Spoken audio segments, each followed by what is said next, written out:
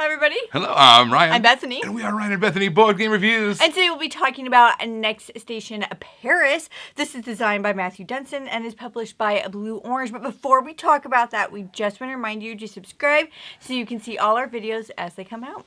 It is taking everything in me not to use like an over-the-top stereotypical French accent during this video, just so you know. Okay. Have like baguettes, berets, and just like twisty mustaches. I don't know.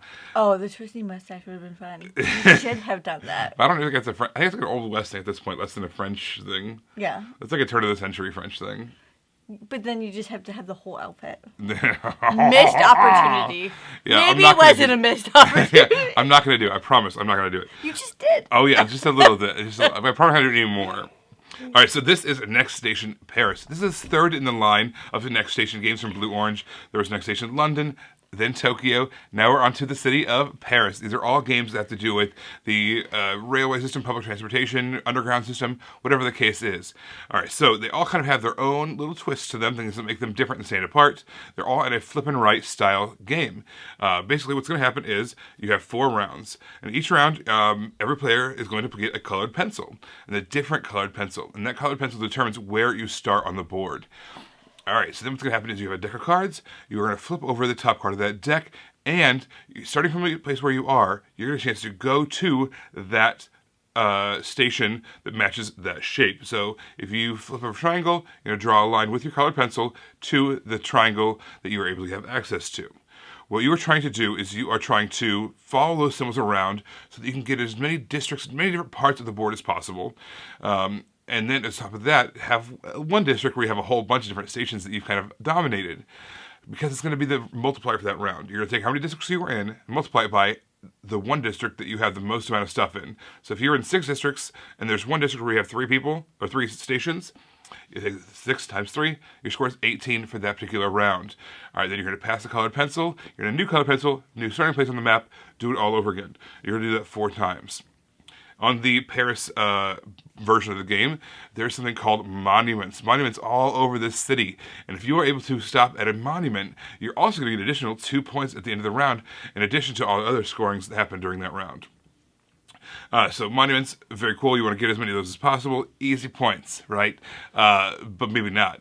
The other thing you want to do is there's these overhead crossings. It's kind of like, we call them overpasses, but one route going over, one route going under. There's going to be a variety of those overhead crossings in Paris. And you're going to get points at the end of the game based off of how your utilization of those overhead crossings. If you just have one of those paths used, you're going to get a couple points. But if you have both the top and the bottom used, you're going to get 5 points for that intersection, which is really cool. All right, so that's kind of the overall theme, this network building, route building, trying to make as many trains places, go to as many stops as possible to get as many points as possible. I know when a lot of people have roll and rights or flipping rights, they like to take the decks and just laminate them so they can use them forever.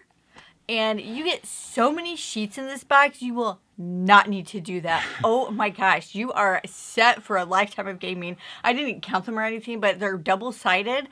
And there's just so many. It's like the pad is almost as thick as the box itself. Yes, it's like yes, thank you for people who enjoy that. Like this is what they're playing, right? That's why a lot of people laminate their roller right and flipper right sheets. You just don't even need to. There's so many sheets in this box. Thank you.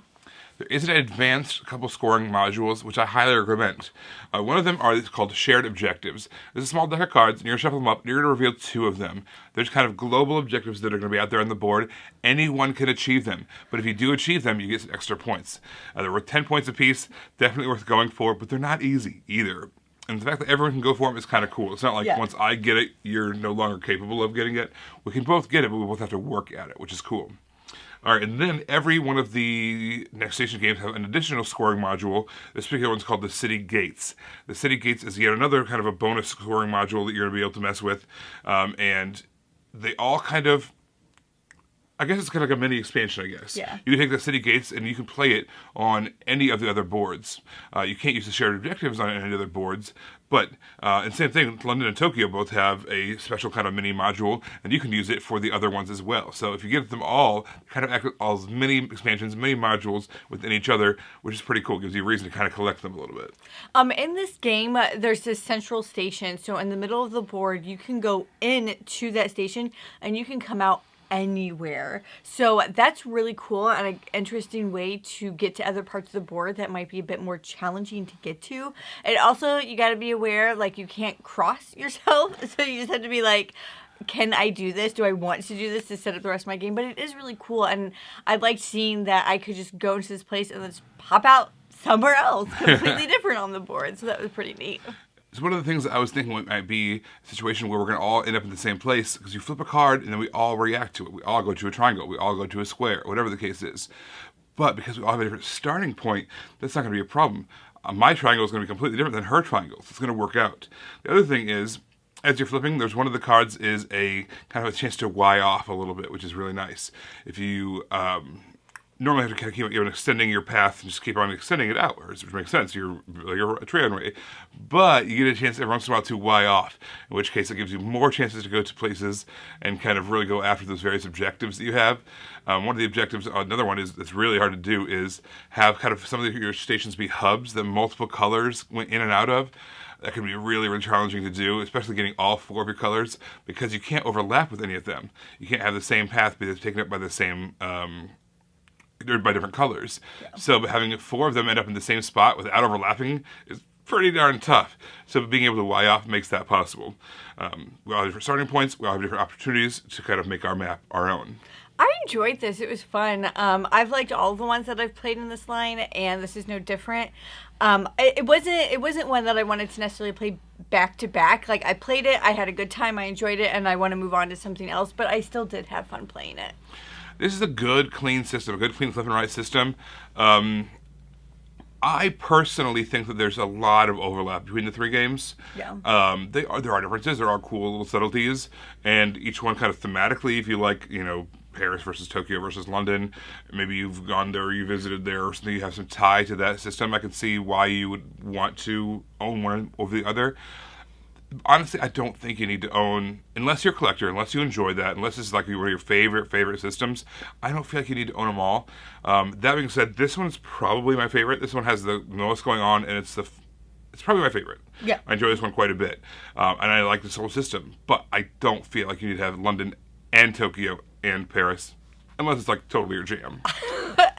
Everybody, thank you so much for watching. Don't forget to subscribe so you can see our videos as they come out. Until then, you can find us in all of these places. You guys, thanks for watching, and we'll see you next time. Bye. Bye. You guys, thanks so much for watching. This game was provided to us by a publisher in exchange for a fair and honest review. And if you want to see more stuff, check out over here to see something we think you might like.